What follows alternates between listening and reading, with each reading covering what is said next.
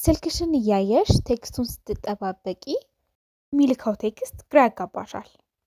እንደሚወድሽ እኮ ነግሮሻል፣ እንደሚወድሽ ታስቢያለሽ፣ ግን ቴክስት አደራረጉ ግራ የሚያጋባ ሆኖብሻል። እውነታው ወንዶች ስሜታቸውን የሚገልጹት ሲያወሩ አይደለም፣ ቴክስት ሲያደርጉ ነው። በየቀኑ ቴክስት የሚያደርግልሽ ከሆነ ስሜቱን መረዳት ትችያለሽ ማለት ነው። እናም ዛሬ 8 የቴክስት አደራረግ ጸባዮችን አይተሽ በትክክል ስላንቺ ምን አይነት ስሜት እንዳለው ማወቅ ትችያለሽ። ጥልቅ ፍቅር ውስጥ ነው፣ ተሰላሽቷል፣ ወይም ደግሞ ቀስ በቀስ ፍቅራችሁ ላይ ፍላጎት እያጣ ነው። ይሄ የፍቅር ክሊኒክ ነው። ስለ ፍቅር ጉዳዮች ጠቃሚ የሆኑ መረጃዎችን የምንለዋወጥበት ቻናል ነው። ተመሳሳይ ቪዲዮዎች እንዲደርሳችሁ ሰብስክራይብ አድርጉ። አሁን ትኩረትሽን ሰብስበሽ ማዳመጥ አለብሽ። ምክንያቱም ከዚህ በኋላ የሚልክልሽን ቴክስቶች የምታነቢበት መንገድ እንደስከ ዛሬው አይሆንም። 8 ነገሮች ላይ እንነጋገራለን። ከነዚህ 8 ነገሮች ውስጥ 4 እና ከዛ በላይ የሚያደርግ ከሆነ ትክክለኛ ፍቅር እንደሆነ መረዳት ትችላለሽ። 7ኛው ደግሞ እጅግ በጣም አስፈላጊው ነው። እሱ ከሌለ ሌሎቹ አጠራጣሪ ምልክቶች ሊሆኑ ይችላሉ። ስለዚህ ወደ መጀመሪያው ምልክት ስንሄድ ምንም የሚለው ነገር ሳይኖረው ቴክስት ያደርግልሻል።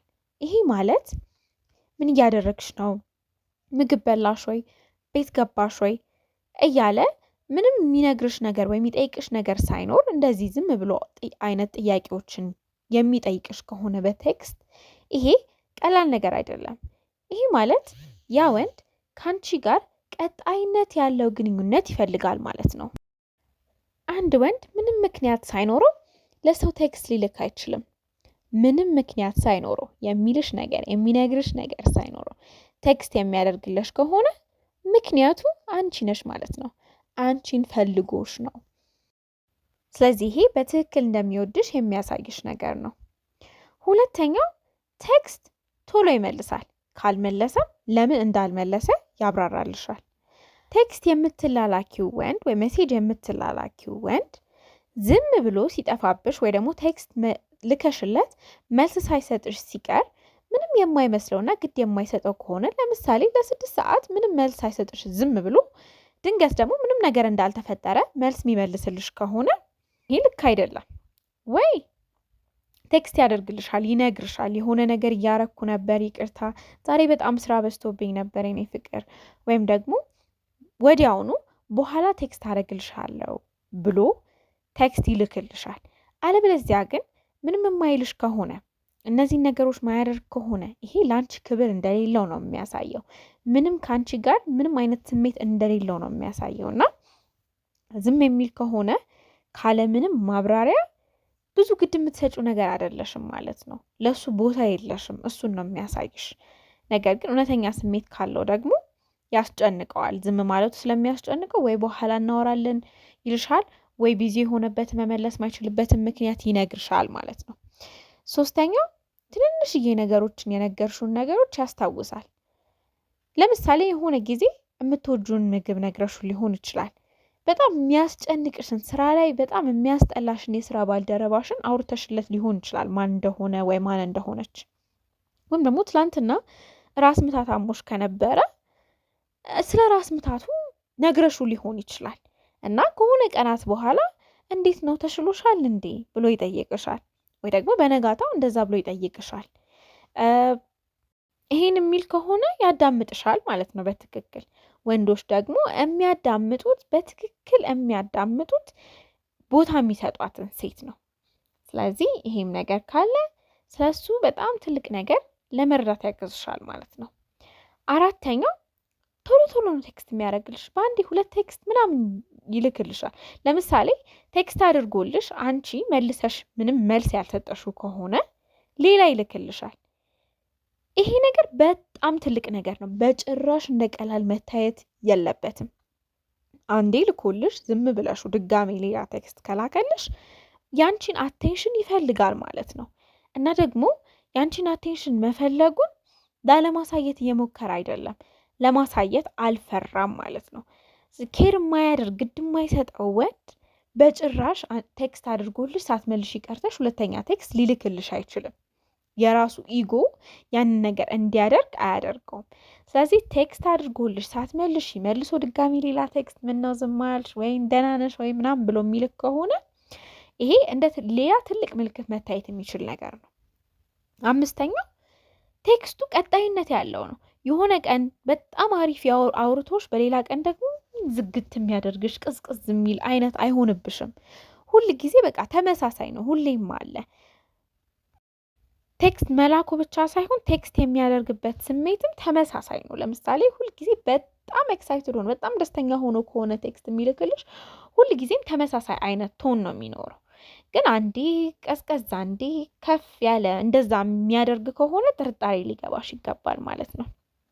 ሌላኛው ምንድነው? ስድስተኛው ስለሱ እንድታስቢ መፈለግ ብቻ ሳይሆን አንቺን እሱ እንዲያስታውስሽ ያደረገ ነገር ይልክልሻል። ለምሳሌ የሆነ ቪዲዮ ቲክቶክ ላይ አይቶ ሊሆን ይችላል። ይሄን ነገር ሳይ አንቺ ትዝ አልሽኝ ብሎ ሊልክልሽ ይችላል ያንን ቪዲዮ። ይሄ በጣም ትልቅ ነገር ነው ማለት የስሜት ትስስር እንዳላችሁ ነው የሚያሳየው። አንቺ ጭንቅላት ውስጥ እንደምትኖሪ በቃ በቀጣይነት እንዳለሽ እንደሚያስብሽ ነው የሚያሳይሽ። እያወራችሁ እንኳን ባይሆን ቴክስት የተደራረጋችሁ እንኳን ባልሆነበት ሰዓት ስለ አንቺ እንደሚያስብ ነው የሚያሳየው። እንደዚህ አይነት ነገር ይሄ ነገር እኮ አንቺን አስታወሰኝ ብሎ የሚልክልሽ ከሆነ ማለት ነው። ይሄም ሌላ ትልቅ ምልክት ነው።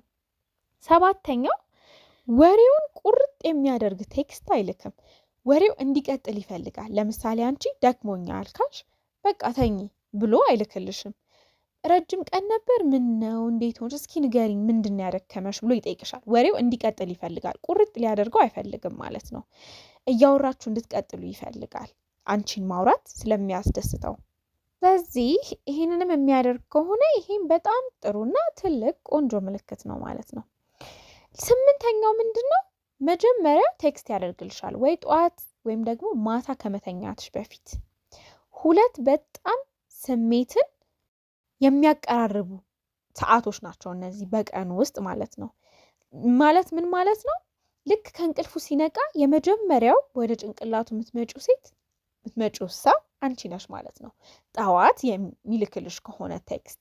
ከዛም ደግሞ ከመተኛቱ በፊት ለመጨረሻ ጊዜ በጭንቅላቱ የሚያስባት ሴት አንቺ ከሆንሽ ቴክስት ያደርግልሻል ማለት ነው፣ ማታ ልክ ከመተኛትሽ በፊት ወይም ቴክስት የሚደራረገው ከአንቺ ከሆነ ማለት ነው። ስለዚህ አንቺ እና እሱ በጣም ትልቅ የሆነ የስሜት ትስስር እንዳላችሁ ነው የሚያሳየው እንደዚህ የሚያደርግ ከሆነ። ስለዚህ እንደዚህ የሚያደርግ ወንድ ካለ አጠገብሽ ፍቅረኛሽም ይሁን ብቻ ለፍቅረኛነትም ገና ያልበቃም ቢሆን ይሄ ሰው እንደሚወድሽ ለአንቺ ጥልቅ ስሜት እንዳለው መረዳትና እርግጠኛ መሆን ትችያለሽ ማለት ነው። ስለዚህ ከነዚህ አሁን ካወራናቸው ነገሮች ውስጥ ስንቱን አድርጎልሻል? ራስሽን ምን ያክል አድርጎልኛል፣ የትኛውን አድርጎልኛል የሚለውን ጠይቂ ማለት ነው። 4 ወይም ከዛ በላይ አድርጎ ከሆነ በቃ ይሄ ሰው እንደሚወድሽ እርግጠኛ መሆን ትችያለሽ። 9ኛው ምንድነው? በጣም ጠቃሚ ነው ይሄ። ተጣልታችሁ ወይ ትንሽ ተነጋግራችሁ ከነበረ በዝምታ እንዲያበቃ አይፈልግም። ከጥል በኋላ ጥፍት ከማለት አሁንም ተናደሻል፣ ማውራት እንችላለን፣ እንደዚህ አይነት ቴክስቶችን ይልክልሻል። እንደዚህ ስንራራቅ ደስ አይለኝም ሊልሽ ይችላል። እንደዚህ ሚል ከሆነ ይሄ በጣም ትክክለኛ ስሜት ያለው ወንድ መሆኑን የሚገልጽ ነገር ነው። ግድ የማይሰጠው ወንድ ዝም ነው የሚለው። የሚወድሽ ሲሆን ግን ነገሮችን ለማስተካከል ይሞክራል፣ ይተጋል ማለት ነው። ስለዚህ አሁን እውነታውን አውቀሻል።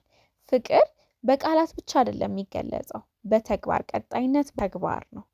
ስለዚህ በእነዚህ በቴክስቲንግ የቴክስት በሚያደርግበት ባህሪዎች ውስጥ ደግሞ ተደብቆ ሊታይሽ ይችላል፣ መውደዱን አለመውደዱን ማለት ነው። ስለዚህ ቴክስቶቻችሁን ካሁን በኋላ በጥሞናት መከታተል አለብሽ።